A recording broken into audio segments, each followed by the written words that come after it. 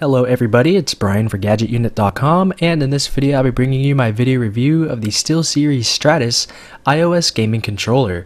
You can pick this up in both black or white from SteelSeries.com for $79.99 each, and I would like to thank SteelSeries for sending this over to me for review purposes.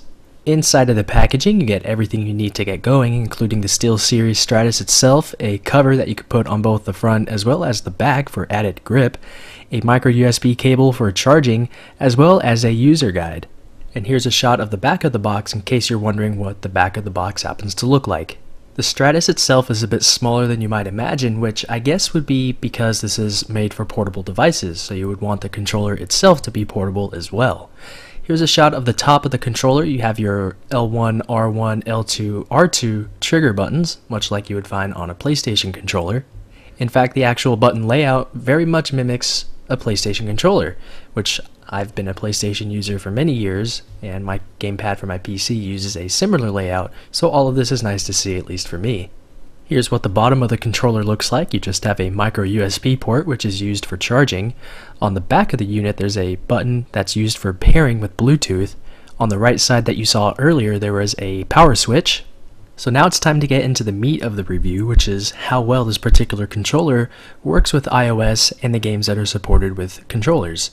But first, device compatibility. Apple actually limits the compatibility of Bluetooth controllers so that you would have to upgrade to newer devices.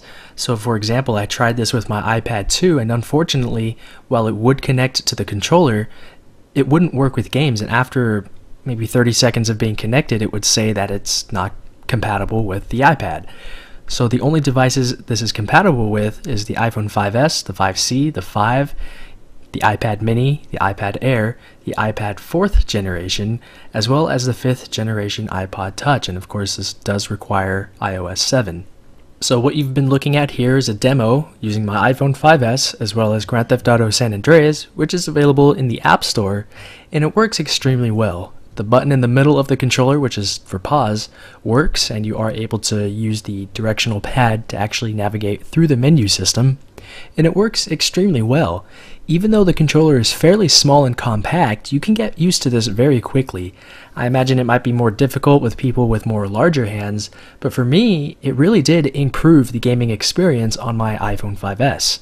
I do have an iPad, the iPad 2, but unfortunately, like I said, it does not work. So for San Andreas, this game works perfectly with the controller, and it utilizes every button available, including both analog sticks. And when you're playing this game, it just begs to be used with an external controller, so this is probably one of the best examples that you'll find. My next example is with Riptide GP2. This is one of the earlier games that supported external controllers.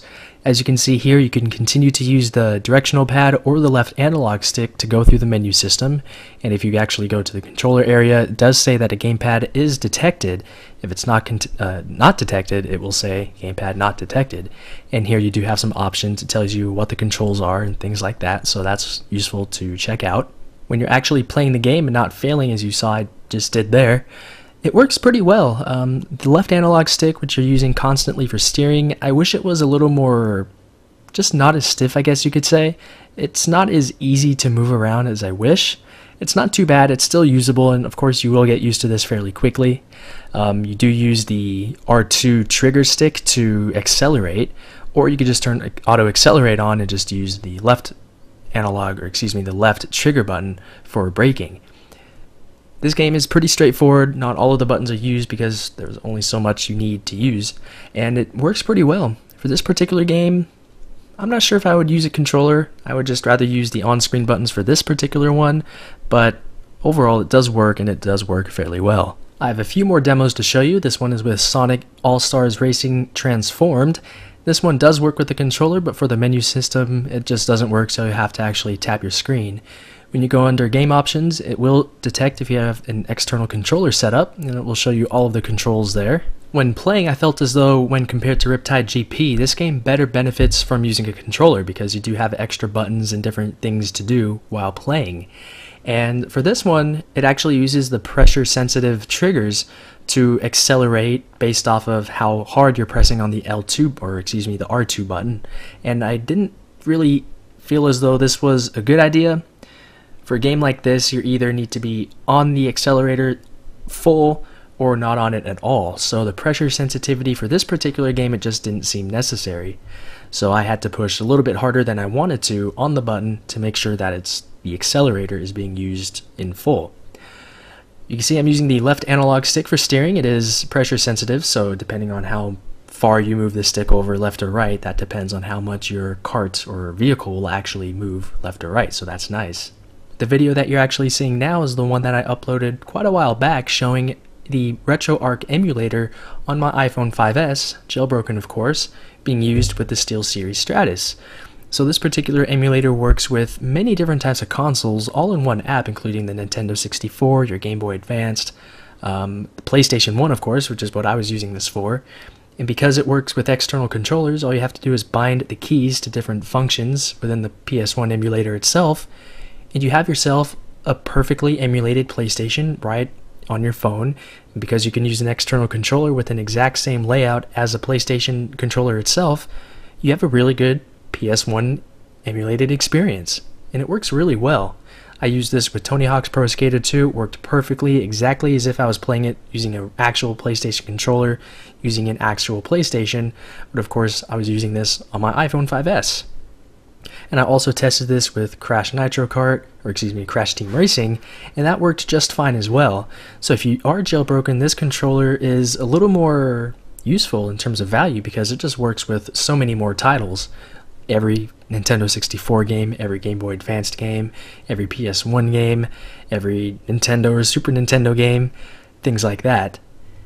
Overall, this is an excellent device if you do play games on your mobile devices, your iPhone, your iPod Touch, your iPad, and you want something that will give you a better, more physical experience when playing as opposed to using the virtual controls on your screen, because that can use up screen space and it just takes away from the overall gaming experience. For me, with my iPhone, it really did help when playing games, especially driving games where you want accurate steering and acceleration. But I imagine this would be much more immersive when using an iPad, for instance. Unfortunately, I don't have a newer iPad, so I was unable to test that out. But I imagine it would just be a much better gaming experience using it on an iPad. But overall, the controller itself works fine. The battery life is very long, so you don't have to worry about charging it too often. But that's it with my review of the SteelSeries Stratus. It's an excellent controller. It's $80, so it's not cheap, but that's more of an Apple thing than anything. So that's it with this video. If you have any comments, questions, or feedback about this or anything else, feel free to leave those down below in the comments area. But that's it with the video. So thanks a lot for watching, and I'll talk to you all very soon.